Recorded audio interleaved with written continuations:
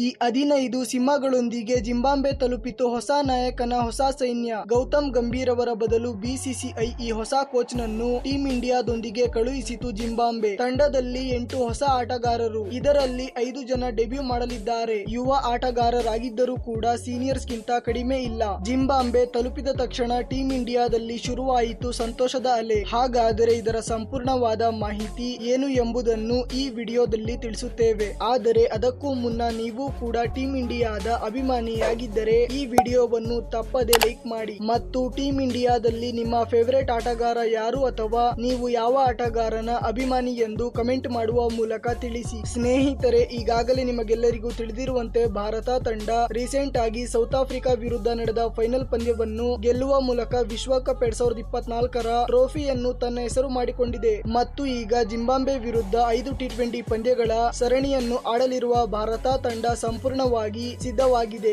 ಹಾಗೂ ಎರಡೂ ತಂಡಗಳ ನಡುವಿನ 5 T20 ಪಂದ್ಯಗಳು ಕೂಡ ಹರಾರೆಯಲ್ಲೇ ನಡೆಯಲಿದ್ದು, ಮೊದಲ T20 ಪಂದ್ಯ ಜುಲೈ 6ರಂದು ಹಾಗೂ ಎರಡನೇ T20 ಪಂದ್ಯ ಜುಲೈ 7ರಂದು ಮತ್ತು ಮೂರನೇ T20 ಪಂದ್ಯ ಜುಲೈ 10 ಹಾಗೂ ನಾಲ್ಕನೇ T20 ಪಂದ್ಯ 13 ಮತ್ತು 5ನೇ T20 ಪಂದ್ಯವನ್ನು ಜುಲೈ 14ರಂದು ಆಡಲಾಗುವುದು. ಈಗಾಗಲೇ ಈ T20 ಸರಣಿಗಳಿಗಾಗಿ ಭಾರತ ತಂಡದ ಸ್ಕ್ವಾಡ್ ಅನ್ನು ಘೋಷಿಸಲಾಗಿದ್ದು, ಟೀಮ್ ಇಂಡಿಯಾದ ಅನೇಕ ದೊಡ್ಡ ಆಟಗಾರರು ಈ ಸ್ಕ್ವಾಡ್ ನಲ್ಲಿ ಅವಕಾಶ ಪಡೆದುಕೊಂಡಿದ್ದಾರೆ. ಈ ಸ್ಕ್ವಾಡ್ ನಲ್ಲಿ ವರ್ಲ್ಡ್ ಕಪ್ ಅನ್ನು ಆಡಿದ ಹಲವು ಆಟಗಾರರನ್ನು ಡ್ರಾಪ್ ಮಾಡುವ ಮೂಲಕ ಯುವ ಆಟಗಾರರಿಗೆ ಅವಕಾಶ ನೀಡಿ ಸಂಪೂರ್ಣವಾದ ಯಂಗ್ ತಂಡವನ್ನು ಮಾಡಲಾಗಿದೆ. ಹೌದು ಸ್ನೇಹಿತರೆ, ಈ ಸ್ಕ್ವಾಡ್ ನ ಬಗ್ಗೆ ಮಾತನಾಡಿದರೆ ಈ ಯಂಗ್ ಮತ್ತು ಬಲಿಷ್ಠವಾದ ತಂಡದ ನಾಯಕತ್ವವನ್ನು ಶುಭ್ಮನ್ ಗಿಲ್ ಅವರು ವಹಿಸಲಿದ್ದು, ಅವರ ಹೊರತಾಗಿ ಈ ಸ್ಕ್ವಾಡ್ ನಲ್ಲಿ ಯಶಸ್ವಿ ಜೈಸ್ವಾಲ್, ಋತುರಾಜ್ ಗೈಕ್ವಾಡ್, ಅಭಿಷೇಕ್ ಶರ್ಮಾ, ರಿಂಕು ಸಿಂಗ್, ಸಂಜು ಸ್ಯಾಮ್ಸನ್, ಧ್ರುವ್ ಜುರೇಲ್ ಹಾಗೂ ಶಿವಮ್ ದುಬೆ, ರಿಯಾನ್ ಪರಾಗ್, ವಾಷಿಂಗ್ಟನ್ ಸುಂದರ್, ರವಿ ಬಿಷ್ಣೋಯಿ, ಆವೇಶ್ ಖಾನ್, ಖಲೀಲ್ ಅಹ್ಮದ್, ಮುಕೇಶ್ ಕುಮಾರ್